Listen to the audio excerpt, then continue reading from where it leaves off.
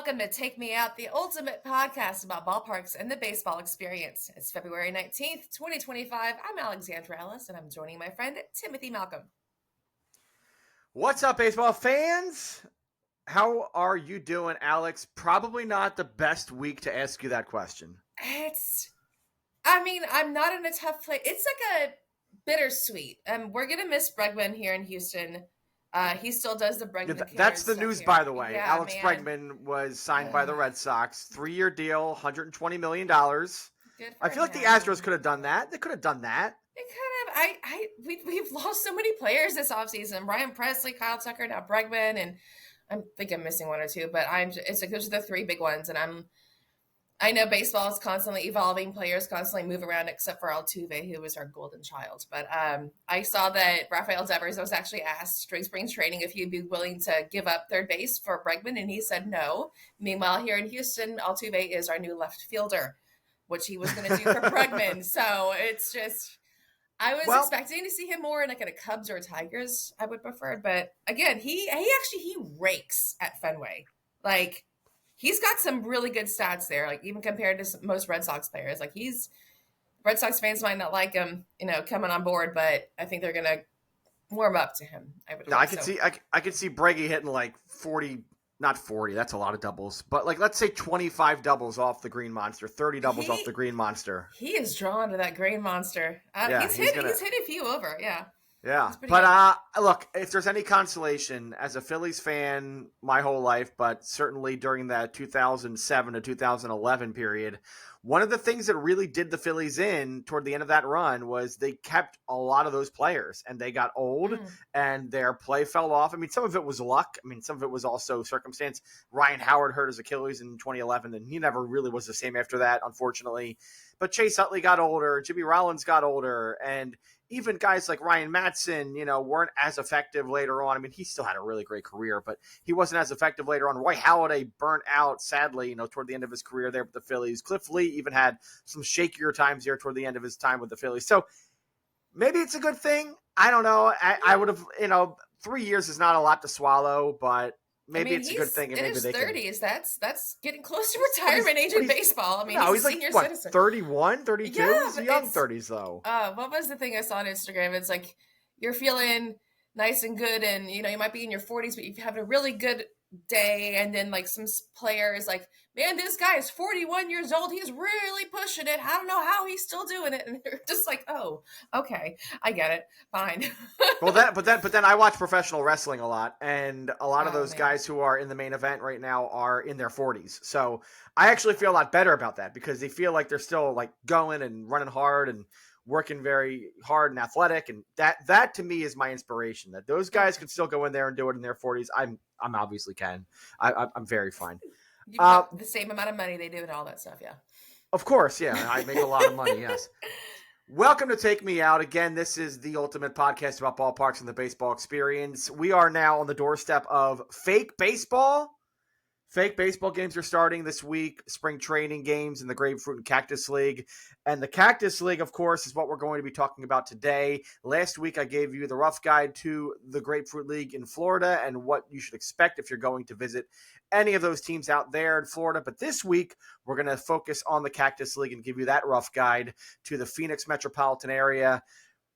We're going to Phoenix this week, and hopefully our flight will get there. No problems will be had. It'll be a very smooth flight to Phoenix. And it's good. Okay. It's okay now to clap when the plane lands. That's right. We're back there. We're back there. We're doing it. It's okay. We're back there. All right. So let's start the podcast. Of course, like I said, in the open, like Alex has said in the open, this is the ultimate podcast about baseball, about ballparks. So we're going to give you tips. We're going to give you all these fun things to know about when you're going to a baseball game. If you are all about visiting ballparks and seeing your favorite team in different places, and you're checking off that bucket list, this is your podcast. This is your guide to all the ballparks, and we're going to have a lot of that coming up later. But first, we're going to get into some of the news of the day with the ballparks, what's going on in different ballparks across the country. So, Alex, take it away. All right, we are starting actually in Arizona. The Diamondbacks provide updates on Chase Field renovations and roof. According to Alex Weiner of ArizonaSports.com, Arizona Diamondbacks managing partner Ken Kendrick and president Derek Hall say the roof of Chase Field will be fully operational in 2025 after a few years of repairs. The D-backs are also awaiting an Arizona House vote on a bill that would provide funding for future renovations. Have you been to Chase Field? I have been to Chase Field. What are your thoughts on Chase Field? I actually kind of liked it. It was one of the more recent ones that I've been to. I quite enjoyed it actually. Our seats. Oh, we had the seats. They were kind of oh my gosh. I can't remember the section, but we were really close to the field, and we were on the first base line, and we were in the section where you could go under the stadium, and you actually shared a bar, kind of like with the premium seats, and you crossed hallways with the visiting team between the clubhouse and the dugout. And those swanky seats. It was really, and they were not expensive. I was kind of surprised by it. But I was 6 feet away from Jose Altuve at one point, and I was kind of like, oh, this is really cool. I want to do this again. This is fun. Did not win the Astros, did not win that game, so I don't want to repeat that part. But yeah, I really enjoyed it. A friend and I sat and ate up in. It was some outfield restaurant. Once we start covering Chase Field, when we get to that episode, I'll get some more research if I can go back to what I remember doing. But I enjoyed it. It was nice. It was a nice park. So was your visit colored by that whole experience of being so close to everything and having the swanky seats and all that?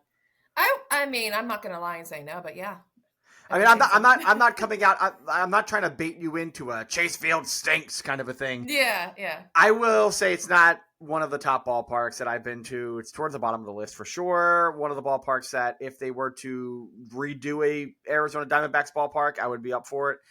Mm-hmm. This sounds like they're trying to stay at Chase Field for quite a while now. They're going to try to get future renovations done for the park. I would imagine that the bones are there, and that it is a retractable roof park that has air conditioning, although they need to update that HVAC. That's one of the things that is part of the future renovations for that park, is updating that HVAC. And that is a real problem. I mean, it gets really hot in Arizona, like we'll talk about a little bit later on the show. It's the desert. So that's a big thing. They have to have that HVAC. So it has to be the best HVAC in basically the country, in my opinion. Mm-hmm. It has to be the best. But it has the bones. They do need to work on that thing because it's a big ballpark. It feels like an airplane hangar. Yeah. It's, a little bit dated as far as the interior. They could really make it a lot more aesthetically pleasing. Some of the offerings are decent. I walked around that ballpark. Remember, I felt basically like, man, this could be more intimate. This could be a little bit less just cavernous, and so I wish it was that. Maybe there's some things that they can do to sort of, improve in that way. The roof being repaired is good. That's good. I'm glad that like finally, actually, it's funny. When I went to Chase Field a couple of years back, it was a game when they actually had to close or open the roof during the game. I forget which one. So you're actually watching the roof open or close or whatever it was during the game. So that was kind of fun. But it took, 45 minutes, I think, something like that. I think now it's actually going to take longer to do that. With apparently what is it? Maybe it was Hall who said that it's going to take them a little bit longer now to open and close the roof. That's wild, because considering how short baseball games are nowadays, it's like half the game. I mean, like you got to start in the fifth inning. The roof is still going. Yeah, because they have fireworks. They're going to do fireworks outside of Chase Field sometimes, and so they're going to have to start the roof opening at like the fifth inning if it's close. Wild. So is it just because the ballpark is so big and that's why, or is it just the material? I mean, it's just probably whatever is behind the the opening, the machinery that opens the roof. I don't know. It's an enormous thing, right? To open a roof, it's an enormous thing. Oh, yeah. So these are things that I don't have knowledge in. This is not the ultimate podcast about engineering roofs of ballparks. Mm-hmm. Nevertheless, it sounds like they're going to want to stay there for a while, which is, I guess, fine. But they really need to make a lot of renovations. But I guess, first and foremost, health and safety, HVAC is important. So, but I would like to see a lot more done to that ballpark because it wasn't my favorite ballpark when I went. Yeah, I mean, I understand that. I can understand that. All right, let's move on to the Yankees. Yankees unveil a whole new Steinbrenner Field. Genevieve Curtis of Fox 13 News in Tampa wrote Thursday that renovations of Steinbrenner Field show a whole new stadium just in time for the Tampa Bay Rays to play their home games there this season. There's now 27,000 feet of player amenities in a revamped locker room area, and it'll take 4 days for staff to change New York Yankees logo and signage to reflect the Rays when spring training ends. This is exciting stuff. The Rays are Yeah. finally getting their ballpark for the year. Yeah. It's funny to me to think about how like they're really excited about all these changes to the ballpark. It's still going to seat 11,000 people. So you asked last week what the capacity was for a lot of these spring training stadiums, and I think I said a couple thousand, like 3 to 5 or something. I was off a little bit. It's more like 7, 8, 9,000 for a lot of these parks. Mm-hmm. Steinbrenner Field is, I think, the biggest one in Florida for spring training games at 11,000. It's one of the bigger ones. It's a little bit older too. But to think that like they're making all these changes to it and it looks, all bright and shiny for the Rays and all that, and it's still kind of an 11,000 seat spring training park. It's okay, great, cool, awesome. But 27,000 feet of player amenities. So what they talked about here is they're going to have sort of this combination between Florida and New York in that clubhouse area. So for instance, one of the examples that was given in this story was there's going to be a sort of barbershop, like a barbershop chair sort of in a corner of the clubhouse. So very New York, very Okay. like bodega style kind of living there, Yeah. right? Like you got your barbershop close by, you go around the corner, boom, there it is. But it's also kind of very like Miami. It's also very like South Florida. Yeah. But so they're combining those things. They're going to have apparently like palm trees and like kind of Florida greenery by certain training areas of the clubhouse area. So like they're trying to combine the two things, right? So I like that's that. cool. That's cool. That's Yeah. really cool. It's I mean, it's so nice of the Yankees. Wow, that's weird saying that. So nice of the Yankees to give their home to them. I mean, and just going the extra mile. I mean, especially with the disaster, I think that's great. I love that. I love that for them, for both teams. What was I going to say? The signage, it's going to take them, according to the report, 4 days to kind of turn over the signage. So once spring training's over for the Yankees, they're going to have to like rush and sort of everything in the park that has a Yankee logo on it, they're going to cover it up essentially. And then they're going to like find ways, I guess, to put Rays logos and stuff all over the place over 4 days. That's it. It's like Extreme Makeover Stadium Edition. 4 days of work to just like make sure it's a Rays park. Yeah. Are you going to try? I mean, I guess, you said your sort of schedule's sort of in place now, but are you going to try to, would you want to get to a Steinbrenner Field for like a 1 year thing? If there's like 1 year, yeah, you would? Yeah. You're going to try to make that happen? I'm going to try. It might be a road trip this time. I'm not sure, but okay. I don't know. I'd like to, if I can make it happen, I'll make it happen. But I mean, I'll try to be flexible, but I'd like to make it happen. And you haven't been to Steinbrenner Park yet? I have not, no. Okay. Yeah, that I've already been to Steinbrenner, so I don't feel this like intense need to go just to see it as the Rays park. But it would be kind of cool to do like to say that you went to that ballpark when the Rays played there, like to have that. Like for example, I went to a game at Citizens Bank Park to see it was a Phillies Blue Jays game in 2013 or something like that. And I think it was during the G4 Summit in Toronto. They were like doing the G4 Summit, so the Blue Jays actually had to move some of their games, or they moved that series, I guess. And when they moved it to Philly, they were already playing the Phillies. They just had to swap it. And so what they did was they had the Blue Jays play as the home team at Citizens Bank Park. So it was a really weird thing to go to a Phillies game as a Phillies fan, but you're going to Citizens Bank Park, which is the Phillies home park, and yet they're not the home team. The Blue Jays were the home team. Oh, that's so weird. So the Phillies batted first, and and they still did like the things that they did at Phillies games while the Phillies, like they played the same songs, they did the same PA announcements and all that kind of stuff, but they just sort of like they muted it a little bit, and they like didn't do like, now for the Phillies, it was like for the Phillies, it was very like low key. I don't like it. I don't like it. It's kind of like Alex Bregman in a Red Sox uniform. I don't really like it. It's weird. Yeah, you did, but it's really fun to say that I was at one of those games, right? Like the first ever game I was going to at Fenway Park, 1999, right?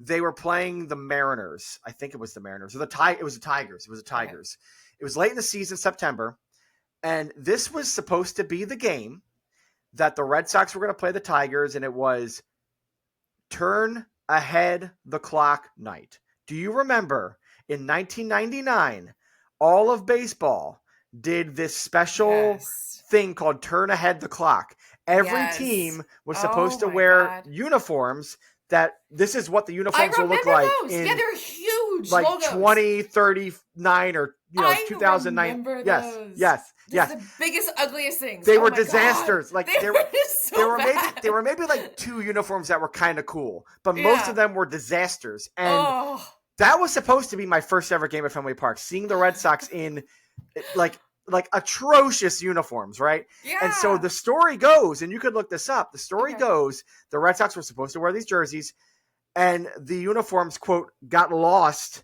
on the way to Fenway Park. Like they missed their flight, or they were lost in luggage or something like that. That's a bummer. That's such a bummer. Oh, that's the story. Sad. Obviously, like someone like up high, John Henry or whoever, with the Red Sox was like, my Red Sox are never wearing that uniform. Here's $10,000. Yeah. Lose them. Lose the uniforms. We never had this conversation. And so the Red Sox never wore their turn ahead of the clock uniforms. And I got to see them in their beautiful home whites. And so, I have to look this up later. But I want to see I need to look at those uniforms again. Oh my God. I do remember this, everyone being like, how what cool. are they doing? How cool would it have been to say, like, my first game was the game when the Red Sox wore those sick, hideous uniforms that were based off of, like, 2050 or whatever. Oh, my God. Jeez. That's wild. Yeah. Oh, well, glad you got to be a part of that. All right, let's actually go back up to Canada. Blue Jays introduced ballpark tours to Rogers Centre Experience. The Toronto Blue Jays will now offer stadium tours at Rogers Centre. The Jays will have a 60-minute tour that includes a trip onto the field and a 90-minute option that includes watching batting practice from said field. It's surprising to me that they haven't had ballpark tours, but they've surprising. They've also done renovations to that park, so maybe that was part of it. They didn't want to do tours during renovations. I got to look back and see if they were doing it a while back, but it's also one of those parks that, like, do you want to do a tour of that park? Before the renovations. So I will actually say that Rogers Centre was my number 30 ballpark of 30. Like before the renovations, it reminded me of one of those cookie cutter 1970s concrete ballparks that you just walk up ramp after ramp after ramp after ramp to get to the level, and the level's concrete and there's really nothing to it. And it feels like just this dusty old smelly stadium. They have done a lot of work to it, and obviously it has the roof, and that's a fun thing that makes it different from all those ballparks of the 70s, those cookie cutter ballparks. But they've done a lot of renovations, and a lot of people tell me that the renovations it looks great. The outfield looks a lot better now. There's more places to go and hang out. There are some Blue Jay fans who I've come across who don't like the renovations and say that the sight lines have gotten a little bit worse, and they've added all these seats with like these special rich person seats that don't work out. And, now it makes it emptier and all this stuff. So there's a lot of like cons and pros to all this, but doing the ballpark tour, I'm surprised that they weren't doing it before, but I guess now they're feeling like, okay, we can finally show off this ballpark to people. Like that's cool. That's fine. Yeah. I mean, that was Tampa I was thinking of, because I was thinking you had the catwalks, but it's Tampa. But now I'm thinking of the tower at the center. I wonder. Oh, yeah. So the CN Tower, the CN Tower that's what it is the one that's right there next to the park. It's not part of the park. Right. It's just, close. So that's its own thing. But I imagine they would give you like a tour. So there's a 60-minute and then there's a 90-minute. And they both go on the field. The 90-minute has batting practice. But I imagine like every tour is the same, right? If you want to do a stadium tour, they're pretty similar, most of them, at least the basic ones. So they'll give you a tour of essentially like they'll walk you through the concourse, give you some history, that kind of thing. They'll take you into places where fans typically don't go, like the press box is one of those places. Yeah. They'll take you up to maybe where if there's an organist or something like that, they'll take you to that place. They'll take you around to a suite and show you a suite, and they'll kind of assemble people in a suite and like do more history stuff. If there's a Hall of Fame or award area or a special place where like it's a 5-minute, 10-minute walkthrough or something, they might take you through there. They might do clubhouses depending on the ballpark. A lot of them will do the visitors clubhouse and not the home clubhouse. Typically, you don't go in the home clubhouse. I've never seen that. There are some that probably do, but I typically it's the visitor. They will take you on the field. Some of the ballpark tours let you do batting practice. It usually costs a little bit more. And then some of them will actually take you to very weird places of the park. I don't know if the Brewers take you to where the slide is, but they might. They might take you to the top of the slide. They don't allow you to go down the slide though. That's got to be a safety thing there. I know they have let people go on the slide, but it's not like a regular ballpark tour it's like kind a of VIP, thing. or you pay more for that kind of a thing. Yeah. So they're typically all similar, but they do give you a couple of these fun things that are like the clubhouse, like the field, like the press box that are kind of interesting. But I would imagine for this one, it's we'll take you through all the outfield stuff that we've done, all those outfield experiences, and then we'll take you into a visitor's clubhouse and maybe the press box or something like that. So do you do ballpark tours? Do you care about tours? I've only done one at Minute Maid. Or taken, or it was Minute Maid, so yeah. What did you think of it? It was not bad. It was really cool. It was one of the ones, I think, was it opening day? I don't think it was opening day. I think it was the day after, but it was an opening series, and we did, and it didn't end up on the field. We ended up in the Diamond Club, so right behind home plate, so we got to watch the batting practice from there.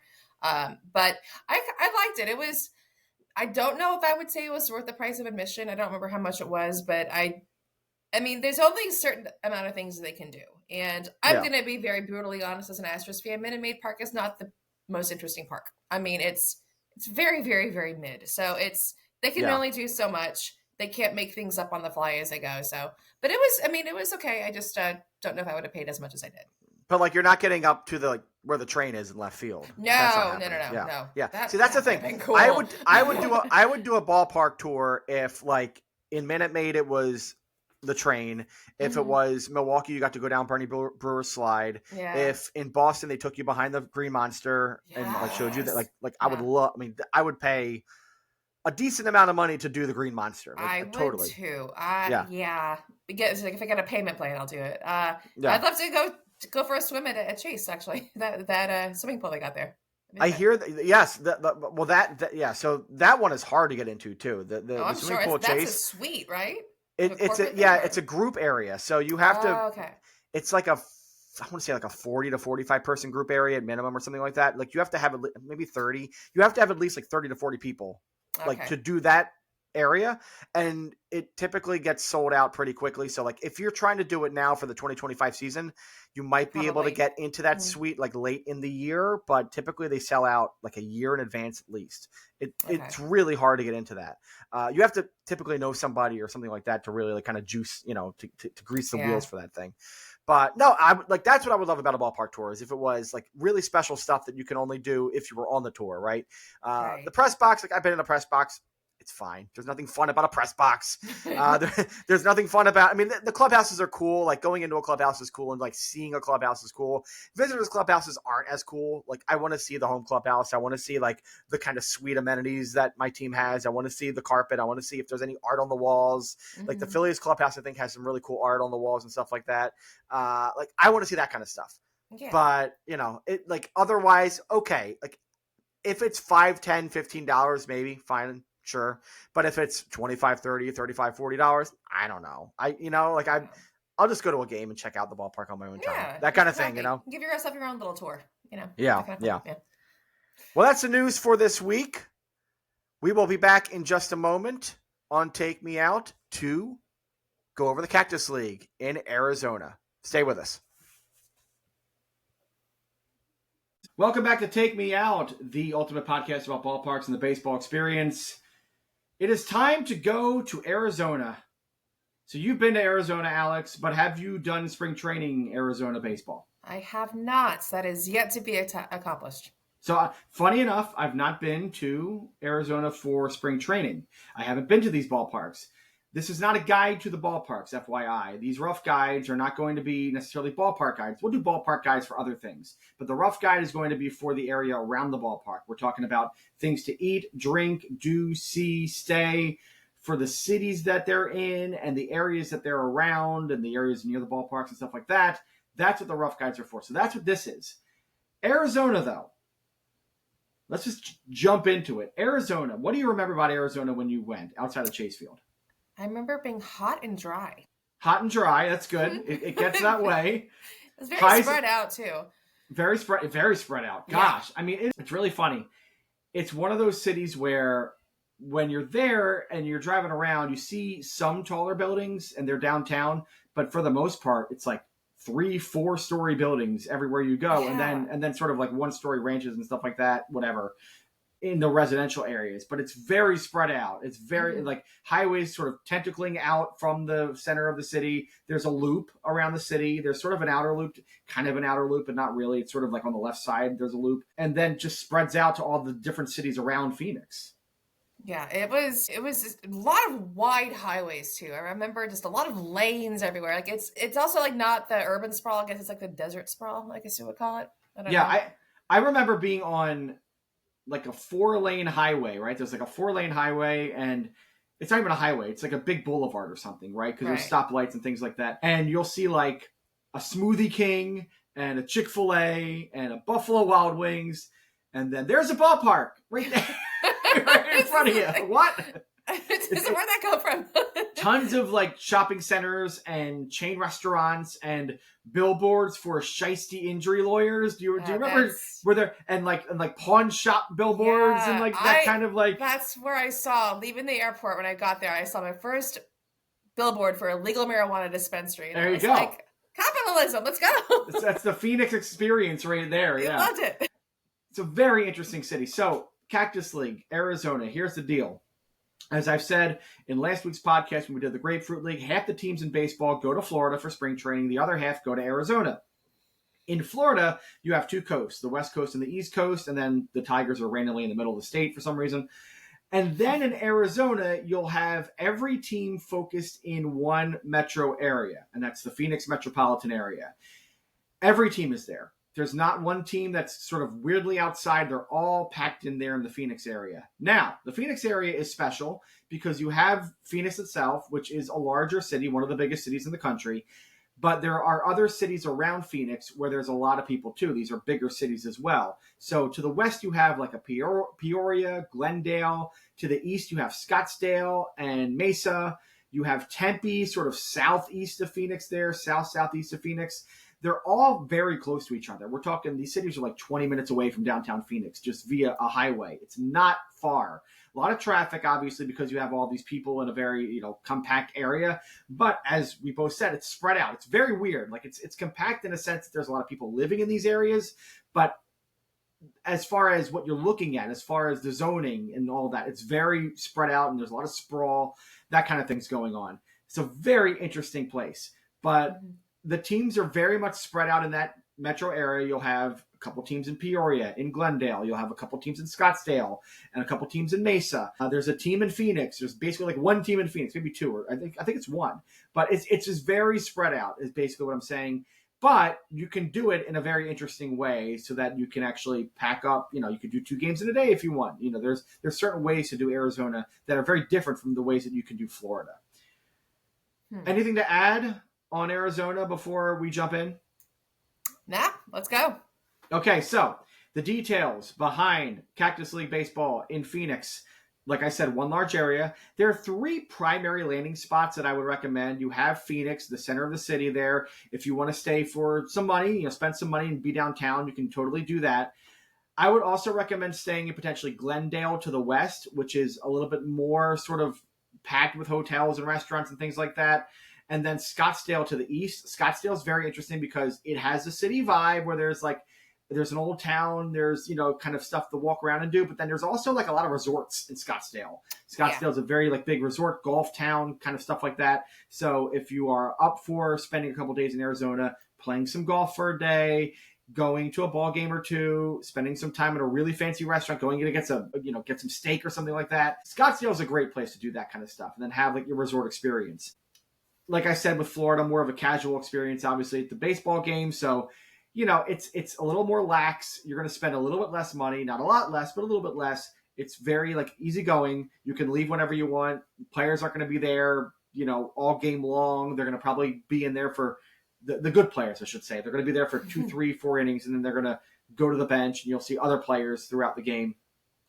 Arizona's hot and dry, very hot and dry. Yes. You got to spend some time in the cool air. Like, minimize your outdoor time when you're in Arizona, even in March. Okay, minimize your outdoor time because it gets really hot. It gets potentially dangerous when you're outside in the afternoon hours when the sun is out. Okay, so minimize the afternoon hours. If you're doing like a ball game, make that your big outdoor thing for the day where you're spending 3 hours at a ball game and like that's your time outside. Otherwise, like go to a museum, go to the pool, do things that are indoors so that you can stay nice and cool and you can stay hydrated and all that good stuff. If you think you've had enough water to drink, you haven't. Yeah, that's keep drinking. Yeah, that is especially in Arizona. Like, you basically drink double what like people say. Like, drink 75 ounces of water a day, something like that, like 75 to 100 ounces of water a day. Yeah. I would go more toward 200 when you're in Arizona. Quite honestly, like just drink a lot of water. As far as flights are concerned, so Florida's interesting because you have different variances on prices. It's very similar across the board for Arizona right now, what I looked into for flights. If you're going to go during the high period of spring training, which is typically that second to third week of March, the 14th to 18th is that weekend, St. Patrick's weekend, a lot of spring break time. I saw nonstop flights available from Chicago, Cleveland, Cincinnati, Dallas, Kansas City, and Milwaukee, which are all areas that go to Phoenix for spring training. I saw prices between $300 and $400 typically. So you're going to spend more than your regular flight, more than you probably want to spend for a flight, but it's not outrageously high right now. So this is a good time to book if you're going to book. Budget airlines, I did see some where you could spend $200, maybe even less to get to those areas, to get from those areas to Arizona. So you're looking at mostly $300 to $400, but $200 or so if you're doing the budget. So keep that in mind. There were nonstop flights available from Denver, Los Angeles, Seattle, San Diego, San Francisco to Phoenix. Again, all areas that go to Phoenix for spring training. I saw those prices for $200 in that range, some even less. So from the West Coast, it's going to cost you a little bit less. Obviously, if you live in those areas, it's a little bit less of a flight, et cetera, et cetera. Also, you can drive from LA and San Diego to Phoenix. It's 5.5 hours. It's not that bad. That's not bad. I thought it would be longer. Wow. No, it's just 5.5 hours from both LA and San Diego, give or take a few minutes. So if you're to do that, like drive out, stop halfway somewhere. What is halfway between LA and Phoenix? Not a lot, but yeah, find a place to, gas station or whatever, just like take a rest for a few minutes, whatever you have to do, and then hop back in the car and finish off your drive. You can do that in, 6 to 7 hours max. So that's not too bad if you're trying to save some money there. From Denver, so in my book, I actually do a trip that is Denver and Phoenix together. It's a long drive. It's 13.5 hours from Denver. You might think it's like a lot less because they're both in generally the same part of the world. But Denver's up in sort of the center of Colorado, and Phoenix is more toward the southern end of Arizona, and you have to go through mountains, and those are big states. So it's 13.5 hours. Sounds like it's a gorgeous drive, though, going through all those mountains. Incredible drive. I would recommend doing that drive, but you want to use an entire day and a half to do that drive. So, like, if you're in Denver, right, and you want to get to Arizona, let's say you're leaving Denver on a Friday evening, do a little bit of the drive Friday evening, stay overnight somewhere like southernish Colorado. Saturday you get up and you do most of the drive to Arizona. Maybe you stay a little bit outside and then you finish off your drive on Sunday. Like, it takes a while. And again, it's hot, it's dry. There's not a lot of places to stop because you're going through a lot of mountains and wilderness. You want to get gas. You want to make sure like you're stocked up and ready to go before you get to the next leg of the drive. Take your time. But also, the reason I did Arizona and Colorado together in the book is because there are national parks and like scenery and beautiful things to do. And Albuquerque is sort of an interesting like halfway point. If you wanted to like go via the eastern end and do Albuquerque and then come back in, like that's a way to do it. So like there's different ways you can make the Denver to Phoenix drive happen and add some fun to it. So go check out the book for more on that specific drive. Otherwise, like I said in the Florida rough guide, if you're going to do 4 days in Arizona, try not to do 4, 5, 6 games unless you're like hardcore and all you're going to do is go see baseball games. I tell people, I give you advice like when you're on these trips, don't just do the ball games. Go to good restaurants. Go check out a national park. Go to a museum. Go check out some culture. Do some other things. Have time to rest. My ultimate trip, if I'm going to do spring training in Arizona, I'm doing a long weekend of 4 days, I'm going to go see 2 games. I'm probably going to go see a game, maybe go see the Cubs or the Dodgers, because those are a little bit harder tickets to get, and I want to go see those teams. And then maybe I'll go see a game somewhere else where there's a team that I can get a pretty cheap ticket with and go see that area. And then I'll spend the rest of my time kind of traversing around the area and checking out a museum, doing a hike, that kind of a thing. Mm. That would be my thing. If I'm doing 5 or 6 days, I might go to 3 or 4 games, right? Like, just add on a couple games the more that you're there, basically. Just don't overdo it.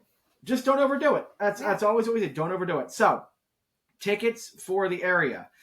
The Cubs are a little bit pricier typically. The Dodgers, they sell out a lot. A lot. Do you know that people like to go to Dodger games? There are Dodger fans who like to see the Dodgers. They are a team that draws people to the ballpark. Did you know that? No. What? Completely caught me off guard. Wow. Okay. I mean, it's kind of a joke. But yes, for spring training especially. For spring, I mean, I know the joke is people don't go to Dodger games and they don't go early. There's reasons. But people do like to go to Dodger games. They every year have usually the most attendance of any team in baseball. Like, there's a reason for that. Anyways, there's a lot of sellouts when you go to Camelback where the Dodgers are. Okay, keep that in mind. Cubs games are typically a little bit more pricey too. So what I found was, put it this way, White Sox versus Cubs. Okay, White Sox versus Cubs. We're talking a Friday night game. I saw seats $29 for the lawn, $35 for a seat. That's I want to say that's at the White Sox park. The Dodgers, we're talking $46 for a lawn seat, $50 for a seat. A lot more money. A lot more money. Okay. So again, Dodgers sell out, and it's going to take you a little bit more scratch to go to a game there. So prioritize, okay?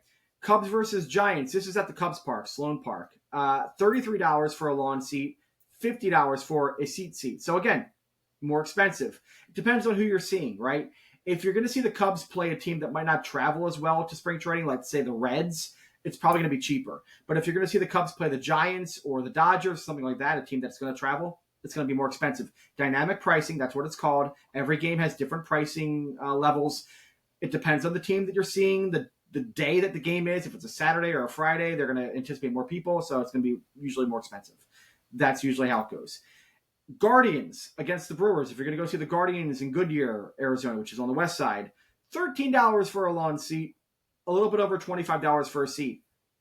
A lot more doable, right? It's the Guardians, right? They don't travel as well. So, and they're playing the Brewers, another team that doesn't travel as well. Diamondbacks versus the Rangers. This is at the Diamondbacks park. $26 for a lawn seat, $43 for a seat. So a little bit pricier. It's also, the Diamondbacks are the local team in Arizona, but I wanted to give you a flavor of how much the local team costs. So it's a little bit more, but it's not overly expensive. The Diamondbacks are also good right now, so people like to go to Diamondbacks games. That's another thing to keep in mind. If a team is good for an extended period of time, they will typically have more fans coming to the spring training facility. So the prices will get a little bit higher. There will be more sellouts. Again, why the Dodgers always have sellouts, why the Phillies get sellouts in Clearwater, why the Diamondbacks are getting sellouts, not sellouts, but they're getting more people coming to the park and the tickets are higher now because people like to see the Diamondbacks. That's how it works. Strategy, I would prioritize seeing either one Cubs or Dodgers game when you're there because they are the ones that people go to see the most. Sloan Park, the environment's cool. The Dodgers, the Camelback is a really cool environment too. It's not Vero Beach where they used to be in Florida. It's different now, but it's still the Dodgers spring training. I would prioritize seeing one of those two teams. You'll spend more money, but you'll see that kind of experience. And then use another day to go see one of the teams that doesn't travel as well or doesn't have as many fans going to spring training. Guardians, Brewers, Reds, A's, Royals. Go see one of those teams and spend a little bit less money on a game there. That's my strategy, at least. Cool. The layout of Phoenix, like we said a little bit earlier, there's loops. There's the 1010 loops west, north, and east, but it hits into 202, which is the south road. So 202 is on the south, and then 1010 is the rest of the loop, essentially. I-10, Interstate 10, which we see here in Houston, it goes all the way west toward Los Angeles, and it cuts west to east and downtown, so it cuts right through the middle of Phoenix. I-17 cuts north to south and is through downtown Phoenix as well. So I-10 north to south, I-10 west to east, I-17 north to south. The outer loop is 303, and that's north and west. On the east, 202 goes around Mesa, Gilbert, and Chandler. Scottsdale is within the inner 1010 loop to the northeast of Houston. So 1010 is all the way is up and around, and then even further is 202 to the east and 303 to the north and west. So keep that in mind, rewind that, and next time that you're planning your Phoenix trip. Then you have all the teams. I'm going to go through this really, really quick. Northwest of Phoenix, you have Glendale. Glendale's where there's Camelback Ranch. That's the Dodgers. And then the White Sox are also there. Another feature of Arizona spring training, a lot of the teams share facilities.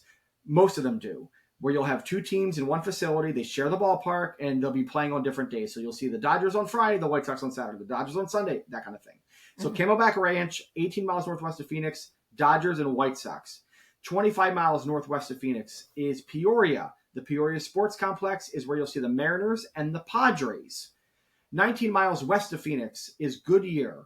Goodyear Ballpark is where you see the Guardians and the Reds. Goodyear, Arizona, is a town that was built by the Goodyear Tire Company out of Ohio, which is why the Guardians and the Reds share that area. How fun is that? Built by a tire. Gosh, that's like it was that gives me a weird feeling. I don't know. I think it was for like plant workers or something when they built an Arizona facility. Like, this is going to be our Arizona town, Goodyear. And so now the Reds and the Guardians. Excuse me, I almost said that word. The Reds and the Guardians are in Goodyear, and that is their area. So it's very Ohio. A lot of Ohio energy in Goodyear. Okay. All right. 35 miles northwest of Phoenix is Surprise. It's Surprise Ballpark. That's where the Royals and the Rangers are.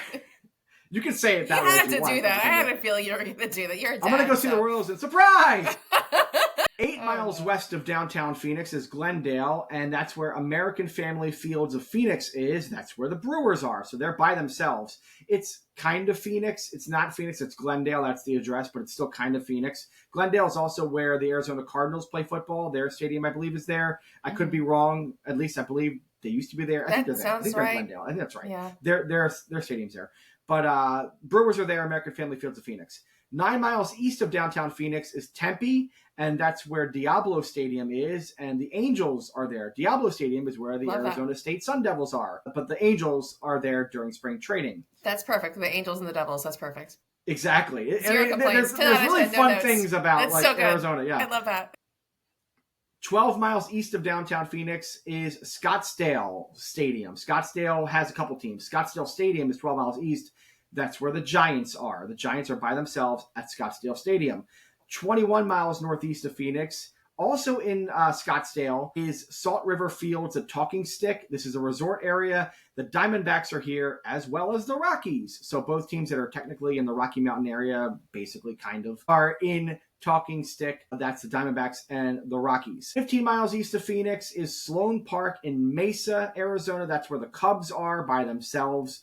And then 18 miles east of Phoenix, also in Mesa, just a little bit more down the road, is Hohokam Stadium, which is where the Athletics are playing this year. And they played there in the past too.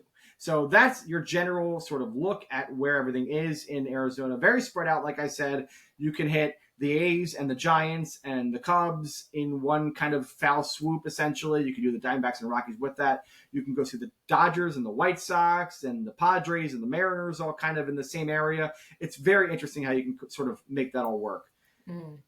Okay, next up, the western end of Arizona. How do we want to do this? Because I've talked a lot. You start. Okay, so... Sorry. All right. So west, you got Glendale, Goodyear, Surprise, Peoria. And those teams are, as we said earlier, the Dodgers, the White Sox, the Guardians, Reds, Rangers, Royals, Mariners, and Padres.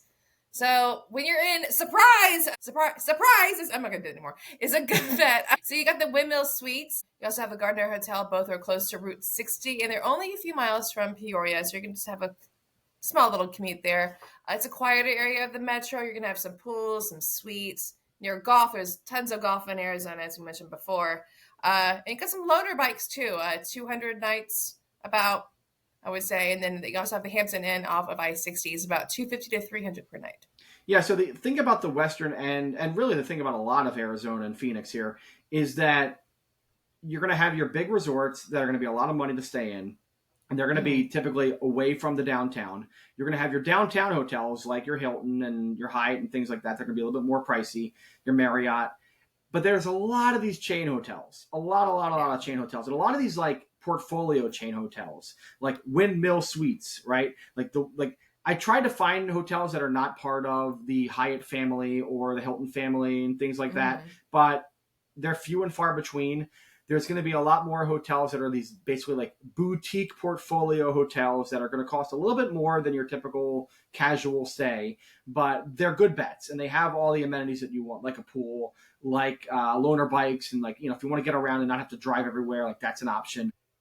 And they're pulled away from Metro downtown. So if you wanted to stay closer to Camelback Ranch to see the Dodgers, but you don't want to, you know, spend a lot of money, then you can stay at one of these hotels and spend, you know, $200-300 a night. And it's a little more expensive, but it's not too bad. Food wise, again, Arizona has a lot of chain restaurants and a lot of things that are like local restaurants that are decent, not what I would say like the best restaurants ever. Downtown Phoenix has some really, really good stuff that I will talk about when we get there. But when you're talking about the suburbs, the west and east with all the other cities, again, chains and a lot of like decent, moderately priced restaurants that are good for like if you want dinner one night and you don't want to think too much, here's where you should go. So we have Aspara Asian, that's in Avondale near Camelback. It's Cambodian. They also do Thai and Vietnamese food. Gets really good reviews. Bubba's 33 in Peoria near the Mariners and Padres ballpark there. Burgers and beer. If you want burgers and beer, Bubba's 33 seems like a really good choice.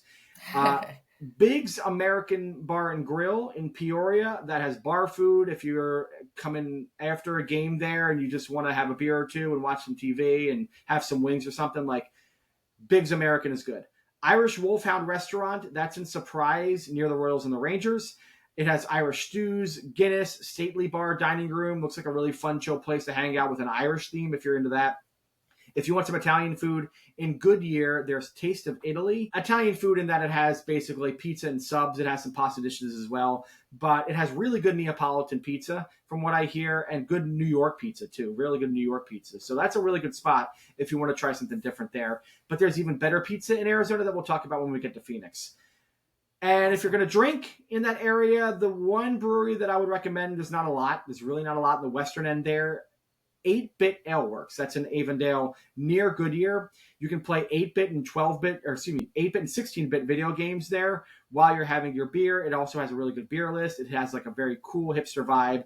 8-Bit Ale Works. That sounds like a lot of fun. I would totally be down to just go play some games. I'm not a big gamer, but like, yeah, the old school stuff, like the original Nintendo, like even up to N64. It's like, yeah, I want to go to that place. That sounds cool. Do you like the play video games or play pinball sort of venues where you can like have a beer or have a drink or have some food while you... I mean, it can get a little noisy there, but I mean, that's my get off my lawn coming out of me right now. But those are really cool because it's got something for everyone. Instead of just sitting around and just drinking, you can actually go do something and play games and get competitive. Like, you know, here in Houston, we have the Slide Arcade, which is I've been to a couple of times. That's a lot of fun. I like those kinds of places there. It's a very like Gen X, older millennial invention. Yeah. Because we all grew up on video game systems, and Gen Xers grew up on pinball machines and, you know, those like sort of stand-up video game consoles or the machines. So arcade games they're called. That's what they're called.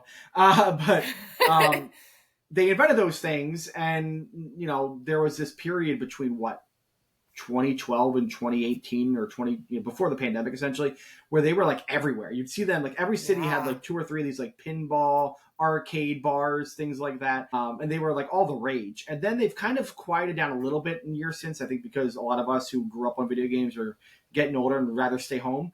But it's also a way to pass on the love of arcade games and video games and things like that to younger generations. So have you been to Joysticks here in Houston? I haven't been. No, I don't really go to those places. I'll be honest. I'm not like a big like. I don't play video games that often, right? Mm-hmm. So I don't. That's not where I spend my money. So yeah, I should go. Understandable. Though. I should go. Like I would totally like here's the thing, like the video games I play are baseball video games or like wrestling video games, things like so. Like there's no like you don't go to a bar to like play 5 baseball, like I don't want to play MVP Baseball 2005 at a bar for 3 hours, right? Yeah. That's the game I would play. I'm an MVP Baseball 2005 like loyalist, lover, like anything MVP Baseball 05 is like it's the greatest game ever made. What was the game that he was playing at the beginning of The Princess Bride? I've never seen The Princess Bride. Timothy. Yes, I know. As an older millennial, I should be ashamed of myself. No, I have to quit. But it also came out when I was like 3, so like I've seen it like 20 times. Oh I know. My God, it's such a good movie. I know every line to the Ace Ventura movies. I don't, like that's my thing. Yeah. Right? No, because he's playing Fred Savage's character is sick, and he's playing. I cannot think of what it is, but he's playing a very, very, very old school game, and you just count like 8 pixels on the screen, and like, it's a. Bloop, bloop, is it like Space Invaders or something? Or it's newer than that. Because I feel like I feel like it's like a trivia question I've heard before. It probably is. I'm sure. Yeah, some rom-com trivia. Okay, there you go. All right, to the eastern part of Phoenix area, Cactus League, we have Tempe, Scottsdale, and Mesa. So the Angels, Giants, Diamondbacks, Rockies, Cubs, and Athletics are all in these areas. Where to stay? So Scottsdale, like I said, a lot of resorts. It's generally pricey. Most hotels are in the $300 to $500 range. Oof. Put it this way, like the one I would recommend is Senna House Hotel. It's a Hilton Curio hotel. So again, one of these portfolio hotels on the Hilton branch. It's very good. Central Old Town Scottsdale, which is in the middle of the action, an apartment style. The Phoenician, that whole area of hotels. The Phoenician is like a resort, basically, that's a little bit west of the ballparks, northwest of the ballparks. Very pricey, very luxe. We're talking $1,000 per night to stay at a Phoenician hotel. A lot of money. Must be nice. Wow. Pools, steakhouses, bars, comfort beyond compare. It's really good stuff, but it's pricey. If you want my pick that's more budget friendly, southeast of Phoenix in Chandler, the Hilton. The Hilton. It's $200. It's a $200 Hilton right now, what I saw online. So if you're looking for a Hilton at a decent amount of money, that's pretty good. The Marriott in the same area is $250 a night. That's good for a Marriott. That's really good. I would totally recommend that Chandler area if you're looking for hotels on the eastern side. There's plenty of tentpole hotel stays for a decent price around here, closer to Mesa and Tempe, but you're going to get a lot of your standard Holiday Inns and Best Westerns and things like that, very close to the airport. And I should mention, we'll talk about this. We'll talk about this now. Okay. Phoenix Sky Harbor Airport is one of the best airports in the country. Discuss. Okay. Wow. Well, I've only been there twice. I don't remember much. I know the one. This is so off topic, but not really. I do remember seeing someone when I was waiting for my friend to pick me up. Somebody had parked their car, turned it off, gotten out, like at passenger pickup. Yeah. And like I saw a cop, was like, "What is this person doing?" And I was like, we haven't been doing this for 25 years. What are we doing? That was that was the main thing I remember from that airport, unfortunately. Interesting. I do remember being a really good, efficient airport, though. But that one part where the guy just parked his car right there. Super efficient. It's easy to get around, and it has plenty of food and drink options if you're hanging out in the airport for more than you want. And it's very close to downtown. It's just east of downtown, a couple miles. Like, it's not far. It's very simple to get into the mix of it all. From Sky Harbor. I love Sky Harbor. Well, as much as you can love airports, I love Sky Harbor. All right. Why don't you take the food? I want you to go through the food here, and I'll add to this kind of part of it. Yeah. So for food, we got Bobby Q, which is in Mesa. They also have a location in Phoenix. It's barbecue platters, sandwiches, burgers. I don't think I ever had Arizona style barbecue. I don't know what that's going to be like. So there is one barbecue place I would recommend when we get to Phoenix, but typically you're talking about sandwiches here. You're talking about ribs and things like that. A better version of like a much better version of TGI Fridays kind of a thing, right? Bobby Q is fine. Very barbecue. Fun name too. Yeah. You've also got the Carlsbad Tavern. That's in Scottsdale near the Giants. And it's New Mexican foods. Get the Southwest egg rolls. That's Yeah, what sounds really good right now. New Mexican food. So if you haven't had New Mexican food and different culture, more indigenous kind of stuff that comes into that, fry bread, things like that, like that's very cool. Carlsbad Tavern is a really cool looking place too, very bright and colorful. Fun little jaunt. Like if you're in Arizona, like totally tap into the indigenous history of the Arizona, New Mexico area, like tons of history there, museums, culture, but the food also. Like the New Mexican food is something you should try at least once in your life. So that's a cool place to check it out. Sounds awesome. We also got Hero Sushi. It's in Scottsdale near Salt River. You got sushi and sake. You can never go wrong with those two things. Good option for sushi in the area. Yeah, for sure. Awesome. Pier 88 is in Mesa near Sloan, and that place is known for seafood boils. Seafood boils. So if you want some crab or crawfish or something like that, Gulf style seafood, I hear really good things about Pier 88. It's not really a place that you would expect to have seafood boil stuff. In the middle of the desert? No. But Arizona is an area that has a lot of people moved there over the past several decades, and some of those people are from the Gulf, and some of those people are like, hey, I want to do a seafood boil spot. So, you could trust that if it's a place that you don't typically see in Arizona specifically, but really in most places that you travel, if you see a kind of a restaurant that is very unique for the area, chances are it's run by people who know that kind of cuisine really well and grew up with it, and the food's probably pretty good. Trust them. Give it a shot. And then we also have Philly Sports Grill. It's in Tempe near Angels Ballpark, and they're known for their cheesesteaks. Yes. Sounds like a Timothy place. Well, I tend not to eat cheesesteaks when I'm outside of Philadelphia. I like the ones that I like in Philly really well, and Philadelphians really know how to do a cheesesteak. There's also other sandwiches to have in Philly. We'll get to that in a future episode.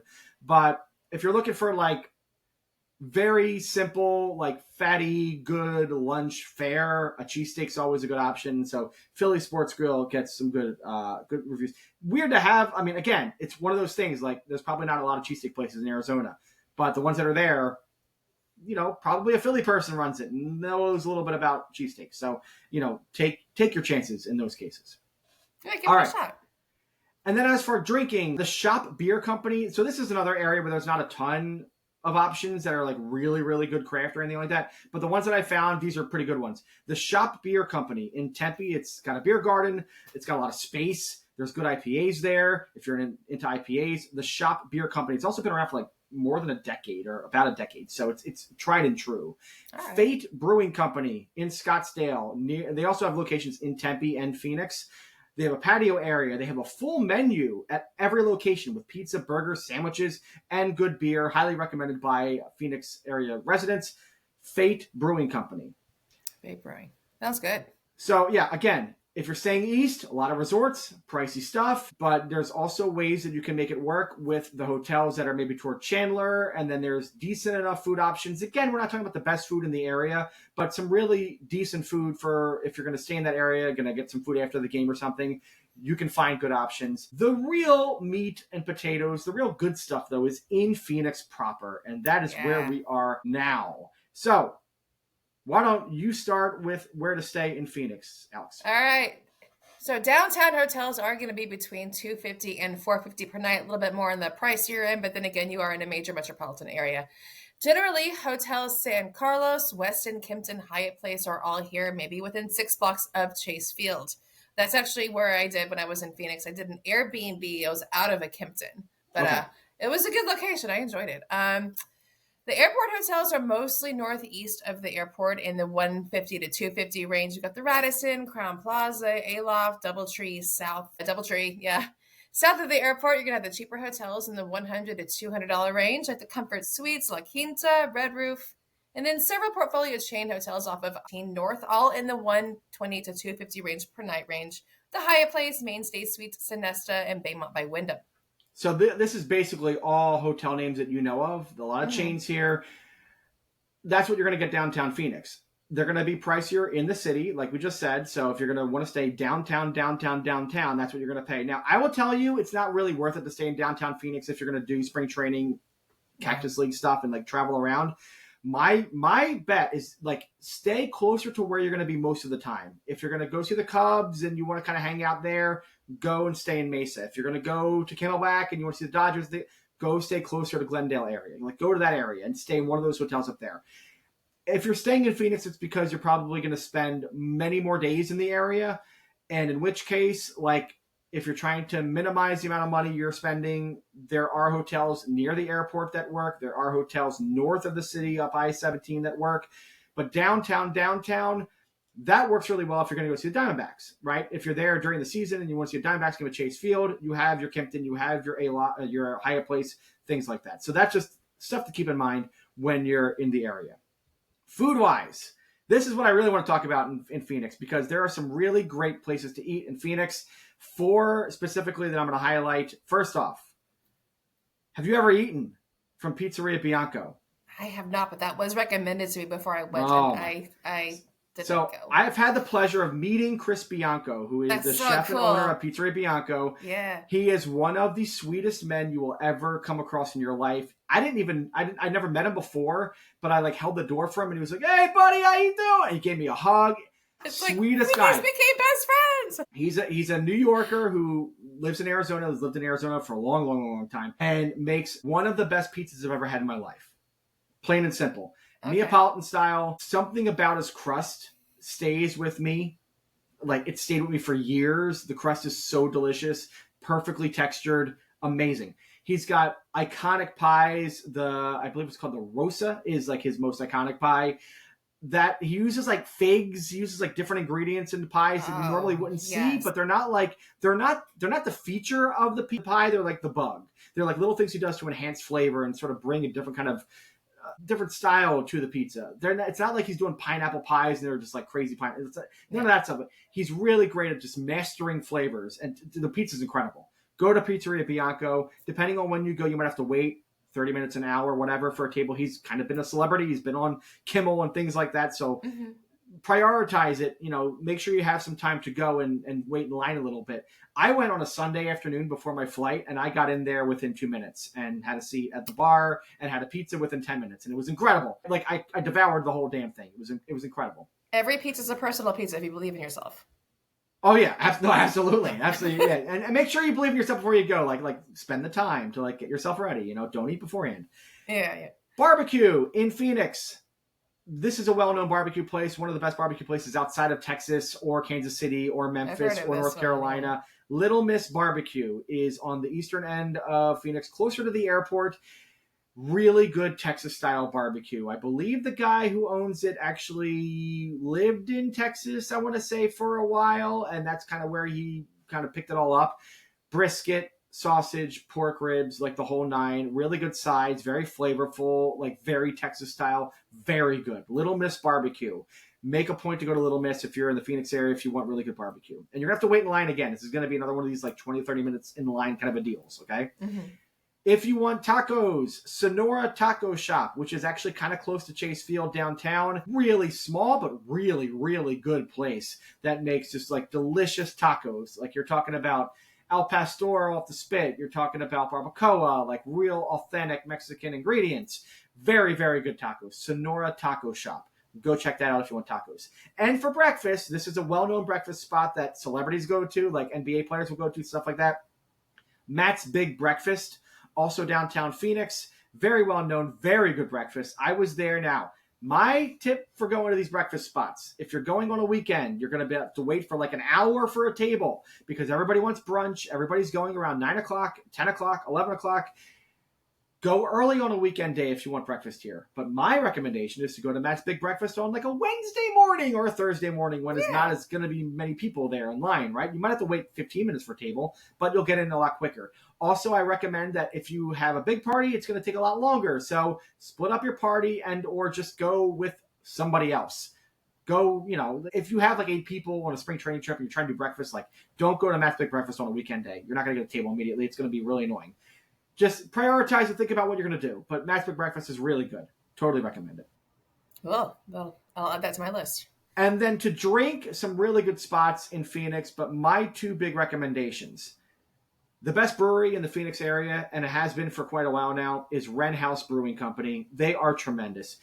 Cute, charming bar. In downtown Phoenix, a little bit. I think it's north of the city there, north of downtown. So cute. I like sat at the bar there and just felt like, oh, I could just relax here and like feel good about where it's not like a warehouse. It's not like you're not drinking it from like you're not on a barrel. Your beer's like on a beer barrel. Yeah. You are drinking at a nice bar. It's a curated bar. Yeah. It's a charming little place, and the beer is really delicious. Okay. Also, if you want more of a late night loud kind of vibe, a little divey, Gracie's Tax Bar, well-known place in downtown Phoenix, fun hipster dive, has good sandwiches, like a chopped cheese sandwich, really good chopped cheese sandwich. If you're a New Yorker, you know what that is. There's a stage there. They have live music sometimes, a little bit of an outdoor area too. Cocktails are good, but like kind of divey, but also hipster divey. So like just a fun place to go hang for a couple hours. It's a little bit younger. It skews a little bit more toward people in their 20s and early 30s. But I went there, I think I was like 35 or something, and I was like, I didn't feel out of place. It was fine. Okay. So Gracie's Tax Bar, totally worth it. And then finally, what else to see? So did you do any hiking or any outdoors work when you were in Phoenix? You're like smiling like you did. We did. I mean, it was smiling for a weird reason. Like, so my friend and I tried to go to Camelback, but we were there visiting. One of the reasons we were there as well was visiting one of his friends who lived there, who was from Houston as well, but she had relocated to Tempe. And we were watching her dog for her one day. We were like, oh, let's go hiking. So we went to Camelback, but Camelback does not allow dogs. So correct. If you are there with like, if you're doing a road trip and you bring the whole family with the dogs and everything, you cannot go to Camelback, unfortunately. I cannot remember the name of the trail, but you did find. But there are other trails that are dog friendly, but Camelback, which is the most well known, is not dog friendly. And again, bring more water than you think you're going to need. Yeah. So Camelback Mountain. So I've also written about hiking in the past. I have another book that's about hiking, Drive and Hike Appalachian Trail. I know a thing or two about it. There are hikes that are just like you're out there and you find a hike and it's cool. Then there are hikes, and there aren't many, but there are hikes in this country that are going to be very popular, that everybody knows about, and it's going to be more of a test of your wills, both like how like yourself as a person and yourself as a person around other people. Okay. I mean this. Like there are hikes that are just like really well known, and you should do them once so that you do them. But you're going to have to like battle, like if you are a hiker, if you're an outdoors person, you're going to battle like, oh, there's so many people here. This is so annoying. Why are these people not wearing correct shoes? Yeah. So here's my tip about Camelback. I did it. It's a tough hike. It's a short hike, but it's a tough hike. It's about 1.2 miles up and then 1.2 miles back. There's two trails to take. One's the Chala Trail, which is the more popular trail. There is, I forget what the other trail is called now, but it's on the other side essentially of the mountain, and that's not as popular, a little bit harder. The Chala Trail, though, is still pretty hard. So to get there, it's closer to Scottsdale. You're going to park. Here's where I recommend. There's a street called Invergordon Road. It is near Chaparral Road where you're going to park. So Invergordon Road near Chaparral Road. The mountain, you're going to have to like walk from your parking spot to sort of the trailhead. There's going to be signs everywhere. And the signs are going to tell you no dogs, for one. It's also going to tell you that it's a very dangerous hike. It's also going to tell you that you have to have like water and good shoes, and you need to pace yourself. Like, it's real. Yeah. This is real stuff. 1.2 miles up, but it is very strenuous. A lot of scrambling, a lot of weaving and bobbing back and forth on the trail. It's very dusty, very dirt, and it's very open, super open. The trees are not covering you anywhere. It's open and it's hot. Yeah. Do not hike this in hot weather. Just don't. Hike it early in the morning. Hike it closer to sunset. Not when the sun sets, but closer to sunset. Hike it when it's cooler outside. Do not hike this in hot weather. You're not prepared for it. Even if you think you're prepared for it, you're not prepared for it. Do not wear sandals. Wear good shoes. Oh, God, yeah. Don't even wear sneakers, okay? Invest in a pair of hiking boots or hiking shoes if you can, or like really good athletic shoes. Like, make sure you're like prepared for this. You're going to pack more water than you want. Pack 2 liters of water at least. Like, make sure you have enough, because you're going to run out of water pretty quick, because again, it's open, it's hot and dry, and you're going to get really thirsty really quick. And by the time you get to the top of the mountain, you're not going to have any more water, and you're going to be in trouble. You're going to be in trouble. Pack water, pack good shoes, wear good shoes, and just be ready for a really tough hike. So Camelback is great. It's beautiful views at the top. Not to scare anybody away. Totally worth it. But it is one of those hikes that I have to give you a lot of disclaimers for, because I want you to be prepared for it. And then prepare once you for get to the the best, top, you're gonna have it's the great awesome, stuff. right? And there's like a million people around you doing selfie stick stuff and all that kind of stuff. There's a lot of people on this hike, and a lot of them will piss you off because they're wearing sandals or whatever. Like, be helpful. If anybody's like not prepared, ask, if you have enough water, like, do you want some water, whatever. Like, but also take care of yourself when you're on these kinds of hikes too. So just like keep in mind all these things, because it's a very strenuous hike. I'm an avid hiker, and I hiked a lot in my life. Camelback is one of the toughest things I've ever done hiking. Okay, there you go. All right. Papago Park, which is in sort of the southeast part of Phoenix, eastern part of Phoenix, near the airport. Really beautiful, not as tough, very easy trails. It's very open again, but it's a lot of sandstone butts or boots. Is it boots or butts? Buttes. It's buttes. buttes. It's buttes. Yeah. That's it. Yeah. Of course it's buttes. Why am I even like having trouble with that word? It's buttes. It's always been You're doing buttes. great, Tim. It's fun. I mean, a lot of people like to say, "Oh, can I get the crested butt?" Yeah, that's right. That's right. Several easy trails of a half a mile to 3 miles. The Big Butte Trail, the Little Butte Trail, not Big Butt, not Little Butt. The Double Butte Trail. It's also home to the Phoenix Zoo, also home to the Desert Botanical Garden, which is a really great little place to hang out. 50,000 plants, hundreds of threatened or endangered plants. Many of them, I think, if not, well, all of them, I think, are native to the Phoenix area. So they're all desert plants. So it's a beautiful place to walk around and hang out for a little bit. Again, don't go in the middle of the day when it's really hot. Like, it's not a great idea. Go early in the morning. Go later in the evening. They actually have a lot of night hours, and you can walk around at night. It's really beautiful there too. The Herd Museum is my pick for where to go inside. It is the Native American Art and Artifacts Museum. A lot of good contemporary exhibits, plus photos, paintings that are very modern. Visit the Phoenix Library, any Phoenix Public Library, for a culture pass. You can get it for free, and it'll get you free admission for two to any participating site, including the Herd Museum and the Desert Botanical Garden. This is a tip. That's really cool. Phoenix Y'all Public support Library. your libraries. Go to the Phoenix Public Library, rent a book, whatever, and get your culture pass to get free admission at one of these museums. But also give to the museum. When you're there, like, donate a couple bucks. Like, please, do something, right? Because you want to make sure that these museums stay alive and thrive and all of that. But the Herd Museum is really awesome. Go check it out. It's really beautiful, too. That's it. That's Arizona. That was a long guide, rough guide to Arizona, but that was a lot of fun. Did you learn anything from that rough guide? Yeah, man, I did. I'm kind of glad you told me all about the Camelback. I didn't realize it was that intense. As I'm thinking back, I don't think we would have been prepared for a Camelback, but that was one of the regrets, is that we didn't get to do that. But in hindsight, I guess it was probably best because we weren't as prepared. But yeah. My perfect trip, if I'm doing 4 days, I'm doing Camelback, and I'm like doing it at the right time and preparing well for it. I'm going to Pizzeria Bianco for some pizza. I'm going to go see 2 spring training games. I'm going to eat probably around the ballparks, and I've given you a lot of opportunities to go to good places there. And I'll probably go to the Herd Museum for a day, just check out the Herd Museum, and maybe take a dip into Papago Park and walk around there. Like, that's my perfect 4-day Phoenix area trip. It's really cool. Good city, fun city, very cool to go check out and scout out, because it's different from all other places because it's a desert. So it'll be a lot of fun if you go, and I hope you do. And that's it for the Cactus League Rough Guide. We'll be back in just a second. Stay with us. Hey, you can find us on Facebook if you're looking for us. Facebook.com/TakeMeOutPod. We're also on Instagram at TakeMeOutPod. And if you're watching us on YouTube, hello. Hi. YouTube.com/TakeMeOutPod. We also have a Patreon that we'll be launching very soon that'll have more exciting content from Take Me Out, more rough guides, deeper guides, different stuff. Get ready for that. If you are a baseball fan and ballpark fan, you'll want to get part of that. Also, find us on all the podcast places, Apple Podcasts, Spotify, etc., etc. Please, this is the pitch. We're going to do it. Give us 5 stars. I mean, you can give us less, but please, 5 stars, please, on Apple Podcasts or Spotify. That'll help us get more people out there watching and listening and getting more ballpark tips and sharing in this whole thing that we're doing. So again, 5 stars on Apple Podcasts, Spotify for Take Me Out.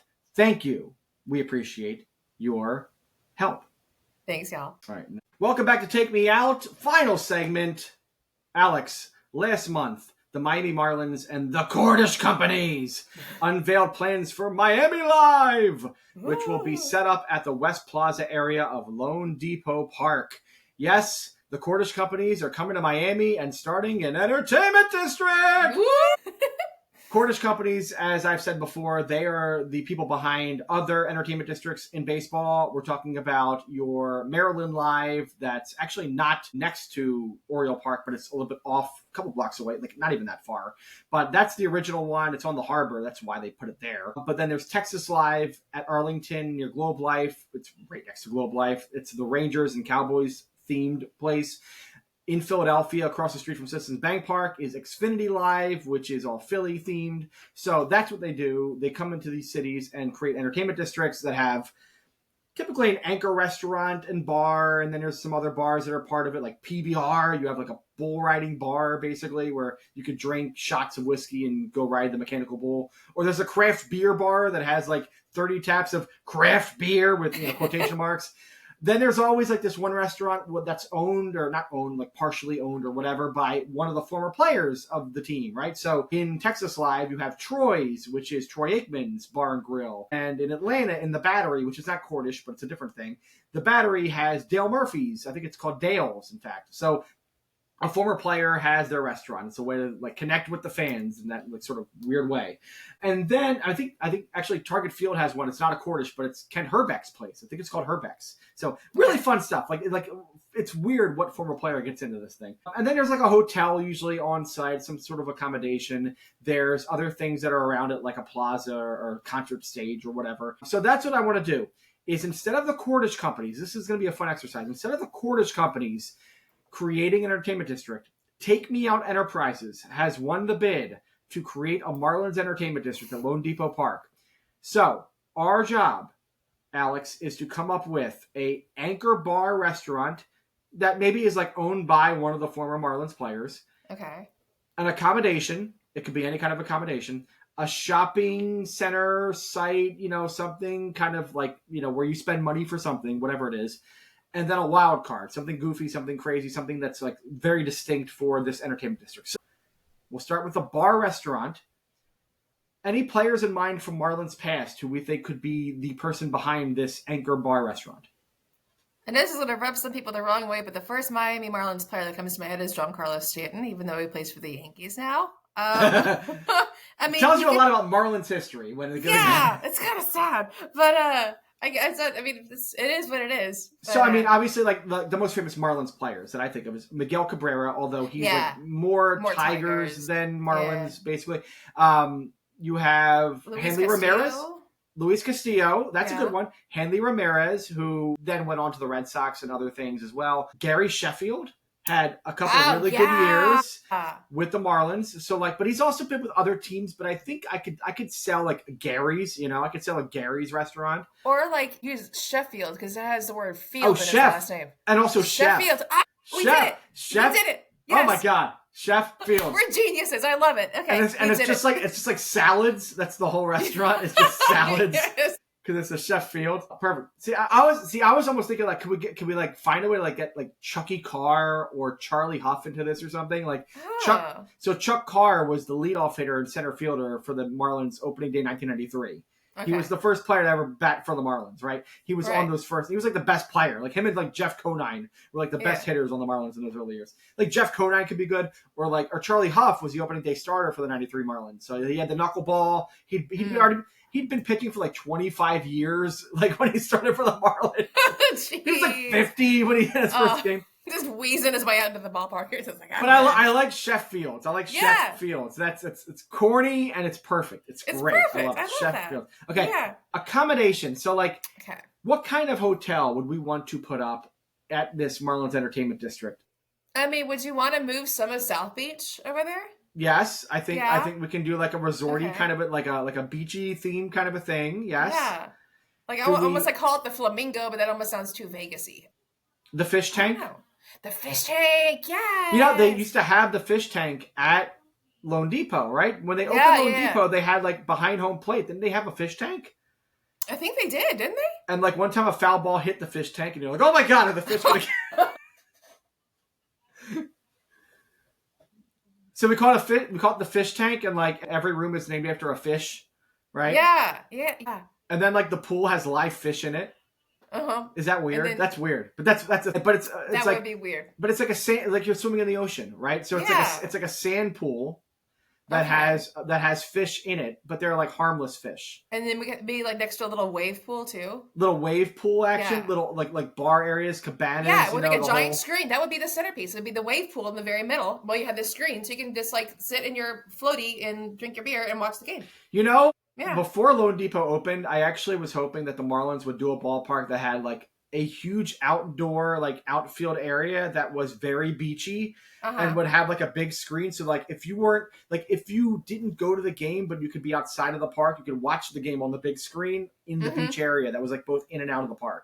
Man, you would not have cool? There would not be anybody in the ballpark. Everybody be on the beach the entire time. That's what I would do.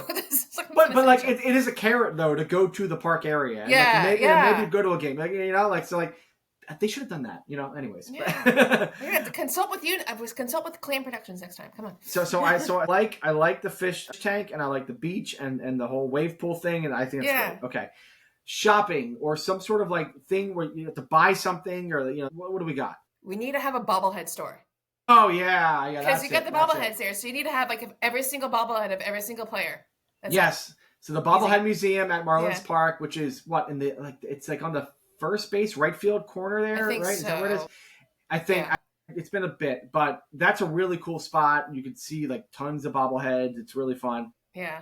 Yes, buy bobbleheads. Yes. Oh, yeah. Yes. I've got quite a few of them myself. Yeah, I've got a Jordan Alvarez on up there right now. Honestly, I actually have. Yeah, they're fun. I love bobbleheads. If you make it like the ultimate bobblehead store, like it becomes a destination in itself. Oh my God, yeah. Absolutely. There we go. Yeah, love it. Okay, wild card.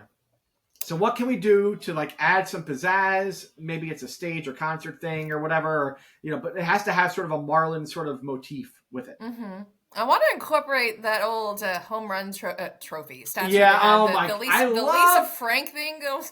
I love that home run statue. It was so bizarre, it was so perfect. For those who forget, when Lone Depot Park opened as Marlins Park, it came with this ridiculous Marlin motif in left center field that looked like a giant jukebox from afar, but it was like this huge art installation that had Marlins that went like all like arcing like over the top, and there were like pinwheels, I think. Yeah. And anytime the Marlins hit a home run, this like super colorful art installation like went crazy, and the Marlins went around, and the pinwheels and the whole thing. It was wild. It was awesome. Like that's the kind of stuff I love about ballparks. Yeah. And then they got rid of it because the owner was like, it's a distraction or something. I don't know what. Like they thought it was dumb. I mean, what else is it supposed to be? I mean, it's the Marlins.